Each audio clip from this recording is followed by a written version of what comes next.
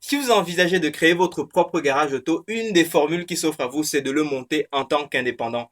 Et je vous fais cette vidéo pour vous donner en fait les trois clés essentielles que vous devez respecter, ou en tout cas que dans les directions dans lesquelles vous devez creuser si vous voulez faire de votre projet un succès.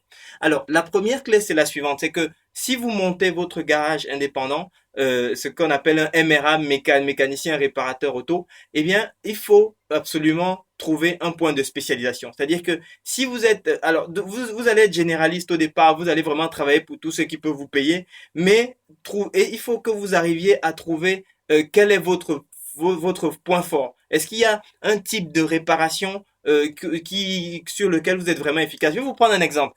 Avant, alors maintenant j'ai une grosse famille, donc du coup j'ai une espèce de minibus, mais avant ça j'avais, comme tous les jeunes premiers de la région parisienne, j'avais une Audi A6 et cette Audi en fait j'avais un problème, c'était une boîte automatique comme beaucoup de grosses berlines allemandes et j'avais un problème justement au niveau un problème de boîte et ce que j'ai fait c'est que j'ai rencontré un copain un voisin qui était VTC ou taxi je sais plus et qui avait une Audi A4 donc je lui ai demandé au fait où est-ce que tu l'as fait réparer parce que évidemment chez le concessionnaire en lui-même enfin, en tout cas le concessionnaire qui est pas très loin de chez moi, je vais pas le citer parce qu'on cite pas les contemporains, mais je trouvais qu'ils étaient absolument, enfin qu'ils étaient infects quoi. C'est-à-dire que il y avait, enfin le service client était vraiment, enfin nul. J'y étais déjà allé une fois ou deux pour des entretiens, mais le service client était nul. Enfin ça coûtait extrêmement cher. Il y avait pas de suivi. Enfin voilà. Donc pour ça, même pour tout l'argent, même si c'était gratuit, je voulais pas y retourner. Donc je lui demande où est-ce que tu le fais réparer et il me dit bah ouais il y a un garagiste qui se trouve à tel endroit, voilà,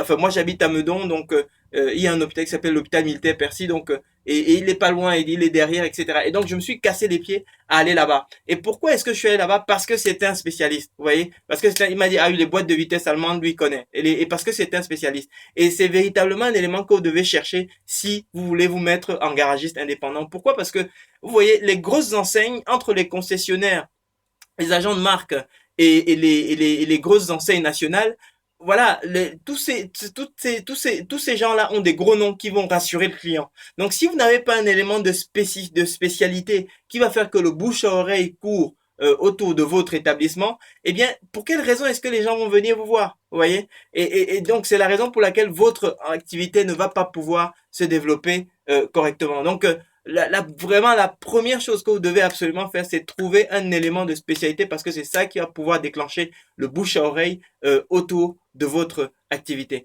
Donc voilà ce que je souhaitais partager avec vous dans cette vidéo, ce premier levier. Ce que je vous invite à faire, c'est que ce que je vous propose, c'est de faire une deuxième vidéo pour le deuxième levier et une troisième pour le troisième levier, de façon à ce que vous puissiez à chaque fois avoir dans un temps court suffisamment d'infos pour développer votre projet. Merci et puis surtout, n'hésitez pas à me dire ce que vous pensez de ce premier conseil, donc la puissance de la spécialisation, si jamais vous souhaitez vous mettre en tant que garagiste auto indépendant. Commentez et puis je vous invite à consulter la deuxième vidéo pour découvrir le deuxième levier. Merci.